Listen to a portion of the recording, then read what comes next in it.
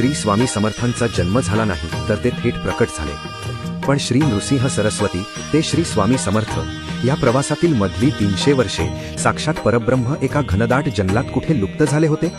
श्री गुरुचरित्र आणि सनातनी ग्रंथांनुसार श्री नृसिंह सरस्वतींनी श्री शैल्यमच्या कर्दली वनात जाऊन अत्यंत सखोल निर्विकल्प समाधी लावली होती। तब्बल 3 शतके ते तिथेच समाधिस्थ होते। 300 वर्षे ना अन्न ना पाणी, तरीही ईश्वरी चैतन्य अखंड तेवत होते। त्यांच्या देहावर मुंग्यांनी एक महाकाय वारूळ निर्माण केले होते।